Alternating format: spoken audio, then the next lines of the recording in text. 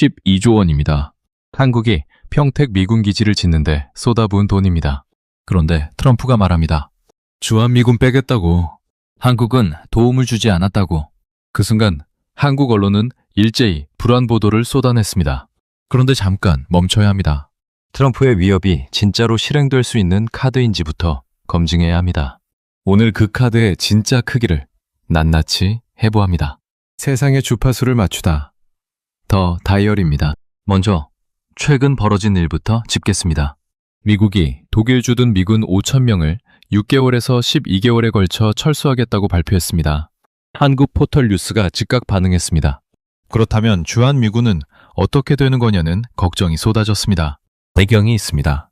트럼프는 한국이 호르무즈 해협 파병 요청에 응하지 않은 것을 두고 기억하겠다고 했습니다. 한국은 도움을 주지 않았다고도 했습니다. 이런 맥락이 쌓이다 보니 독일 철수 소식이 나오자 한국도 위험하다는 공포가 퍼진 겁니다. 그런데 여기서 핵심 질문이 있습니다. 트럼프가 정말 주한미군을 대규모로 뺄 수 있을까요? 첫 번째 단서를 찾아야 합니다. 독일 주둔 미군 철수 숫자부터 분석해야 합니다.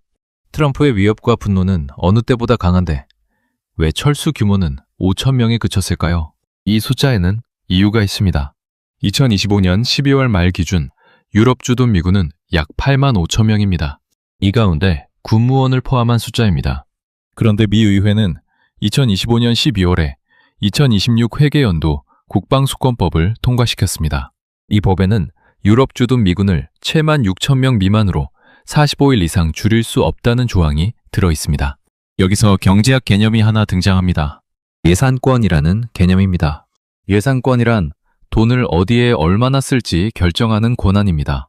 미국 헌법 1조는 예산 편성권 자체를 의회에 주었습니다. 행정부가 군대를 움직이려면 의회가 돈을 줘야 합니다. 부대를 이전하고 새 기지를 만들려면 천문학적인 비용이 필요합니다. 그 돈을 의회가 승인하지 않으면 아무것도 움직이지 않습니다. 5천 명에서 멈춘 이유가 바로 이겁니다. 7만 6천 명 하한선까지의 여유는 고작 9천 명 정도입니다. 그 이상 줄이려면 의회가 직접 승인해야 합니다. 그리고 의회는 승인하지 않을 가능성이 높습니다. 왜일까요? 여기서 두 번째 단서가 나옵니다. 공화당 의원들의 행동을 봐야 합니다. 2026 국방수권법 하원 표결 결과가 있습니다. 312대 112로 통과됐습니다. 찬성 312명 가운데 공화당이 197명이었습니다. 트럼프 자신의 당 의원들이 트럼프의 군사 재편에 제동을 건 겁니다. 왜 공화당 의원들이 트럼프의 반기를 들까요? 답은 경제적 이해관계입니다. 미군 부대 하나하나에는 미국 본토 지역구의 경제가 직결됩니다. 부대가 있으면 군수산업 일자리가 생깁니다. 군 가족들이 거주하면서 지역 상권이 돌아갑니다. 군수업체, 하청 계약이 이어집니다. 의원들의 최우선 과제는 재선입니다. 재선은 지역구 경제와 따로 생각할 수 없습니다. 여기서 경제학 개념이 하나 더 등장합니다. 집중이익과 분산비용이라는 개념입니다. 집중이익이란 특정 집단이 직접적이고 강하게 혜택을 받는 구조를 말합니다.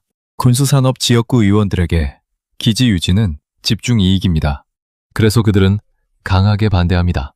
이번 5,000명 결정에 대해서도 양당에서 즉각 반발이 터졌습니다.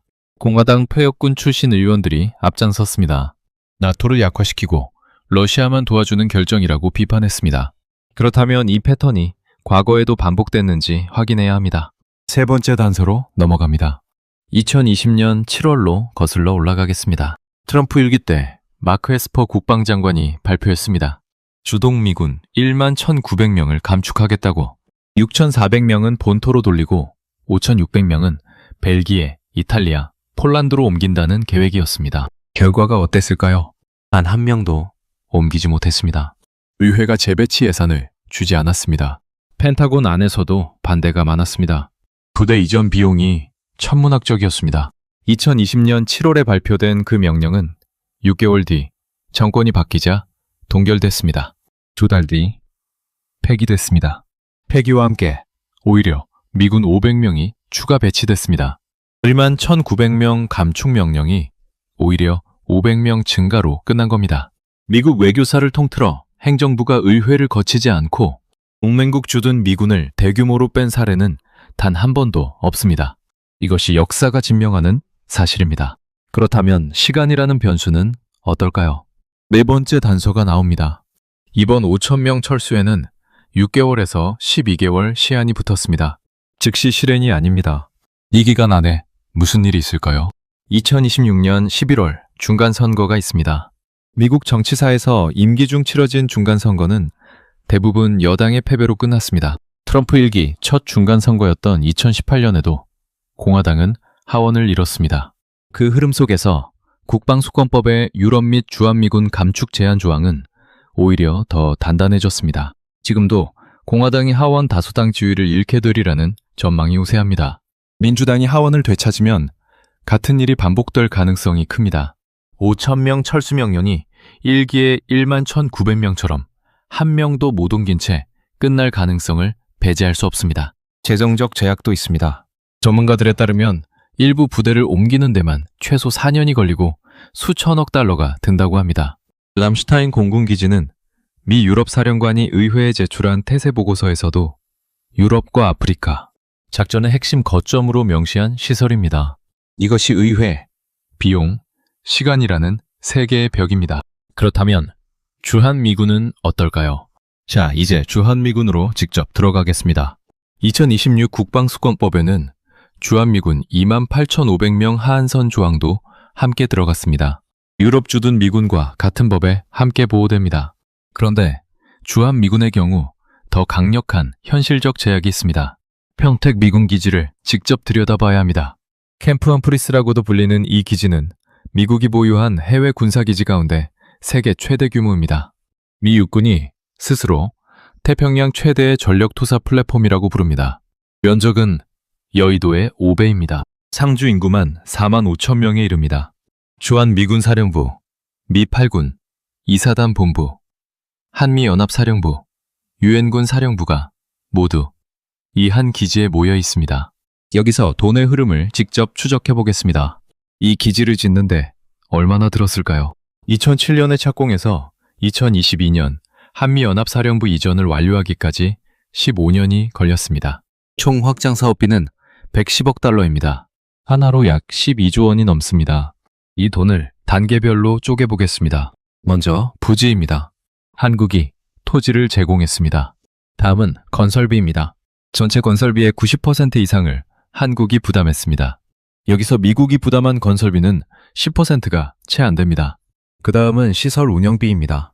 방위비 분담금 형태로 한국이 매년 수조 원을 냅니다. 2026년 한국의 방위비 분담금은 약 1조 4천억 원 수준입니다. 마지막으로 시설 자체는 미군의 통째로 넘겼습니다. 결국 12조 원짜리 세계 최대 해외 기지를 한국이 지어서 미국에 넘긴 겁니다. 트럼프가 입에 달고서 하는 말이 있습니다. 동맹의 공정한 분담, 그 가장 모범적인 사례가 바로 한국이라는 뜻입니다. 자, 그렇다면 이 기지를 어디로 옮길 수 있을까요? 여기서 지정학적 현실을 봐야 합니다. 일본은 이미 포화 상태입니다. 55,000명의 미군이 주둔하는 일본 기지에 더 넣을 공간이 없습니다. 오키나와에서는 시민 반발이 갈수록 거세집니다. 괌은 인도태평양 작전권에서 너무 뒤로 빠져 있습니다. 포즈는 너무 멉니다.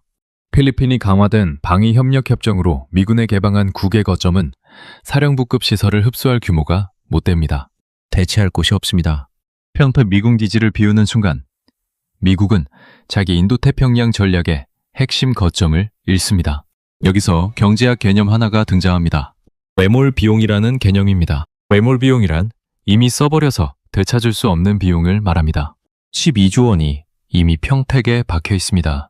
이것을 포기하고 다시 어딘가에 동등한 규모의 시설을 만들려면 또다시 수십 년과 수십조 원이 필요합니다. 어떤 합리적인 군사기획자도 이 선택을 권하지 않습니다. 여기서 해외와 비교해 보겠습니다. 독일 람슈타인 공군기지와 평택을 비교해 봅시다. 람슈타인은 유럽과 아프리카 작전의 허브입니다. 하지만 평택과 결정적으로 다른 점이 있습니다. 유럽에는 나토 동맹국이 30개가 넘습니다. 폴란드, 발트 3국, 루마니아 등 미군이 재배치될 수 있는 선택지가 여럿 있습니다. 반면 인도태평양에서 미군 대규모 시설을 수용할 수 있는 동맹국은 극히 제한적입니다. 두 번째 비교 사례입니다. 한국의 방위비 분담 구조와 다른 동맹국들을 비교해 보겠습니다. 나토 기준으로 GDP의 2% 방위비 지출을 충족하는 나라는 전체의 절반이 채 안 됩니다. 그런데 한국은 방위비 분담 외에 기지 건설비까지 직접 냈습니다.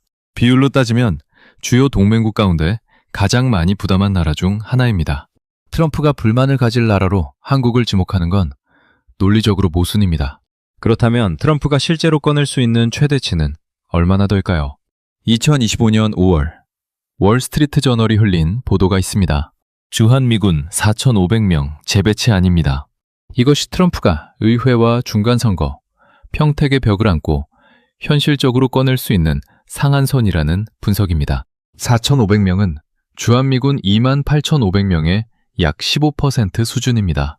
그것도 철수가 아니라 재배치입니다.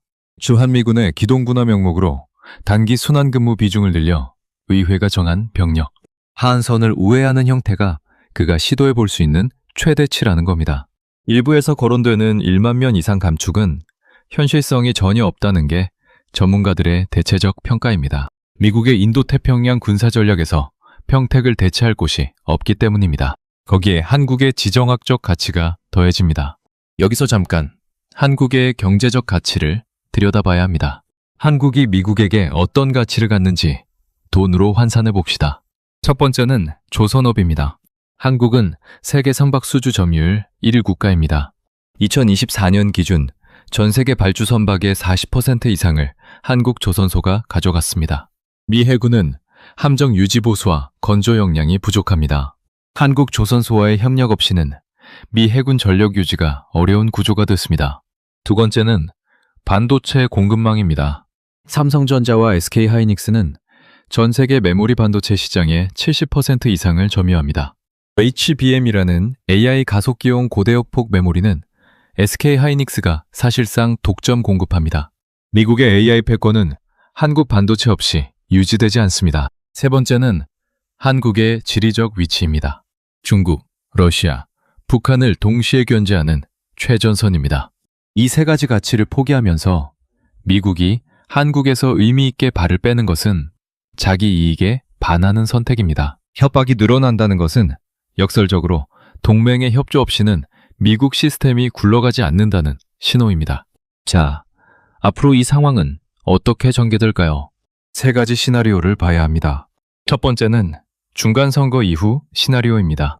2026년 11월 중간선거에서 공화당이 하원을 잃으면 군 재편 관련 예산 통제권이 민주당으로 넘어갑니다.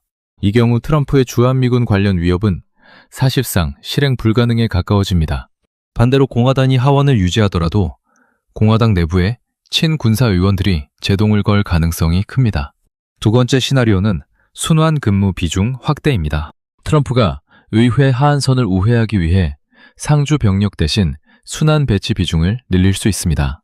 숫자는 유지하되 안정성을 낮추는 방식입니다. 이 경우 한국은 방위비 협상에서 이를 레버리지로 활용할 수 있습니다. 세 번째 시나리오는 조선업 협력 가속화입니다. 미 해군의 함정 건조 및 유지 보수 문제가 심각해질수록 한국 조선소의 협상 지위는 올라갑니다. 이것이 한국이 쥔 진짜 경제적 카드입니다. 구조적 개선 방향 세 가지를 제안합니다. 첫 번째는 위협 과대 해석 금지입니다. 트럼프 위협을 액면가 이상으로 부풀리면 대미 협상에서 오히려 손해를 봅니다. 의회, 비용, 시간이라는 세 개의 벽을 정확히 알고 차분하게 협상 테이블에 앉아야 합니다. 두 번째는 조선업과 반도체를 레버리지로 활용하는 전략입니다. 미국이 필요로 하는 것이 무엇인지 정확히 파악하고 협상 카드를 명확히 쥐어야 합니다. 미국의 인도태평양 전략에서 한국이 없으면 안 되는 구조를 적극적으로 알려야 합니다. 세 번째는 국내 분열 방지입니다. 위협받는 쪽이 흔들리지 않으면 위협은 위협으로 작동하지 않습니다. 언론과 정치권이 위협을 과장 해석해서 내부 분열을 만드는 순간 협상력이 급격히 떨어집니다. 침착함 자체가 협상 전략입니다. 마지막으로 여러분께 질문 하나를 드립니다. 트럼프의 주한미군 위협. 여러분은 진짜 위협이라고 생각하십니까? 아니면 협상용 카드에 불과하다고 보십니까? 그리고 한국이 이 상황에서 어떤 전략을 써야 한다고 생각하십니까? 댓글로 여러분의 생각을 남겨주세요. 다음 영상에서는 한국의 조선업이 미국에게 왜 그렇게 중요한지 구체적인 숫자로 추적합니다. 미 해군의 위기와 한국 조선소의 기회를 파헤칩니다. 유익하셨다면 구독과 좋아요 부탁드립니다. 세상의 주파수를 맞추다. 더 다이얼이었습니다.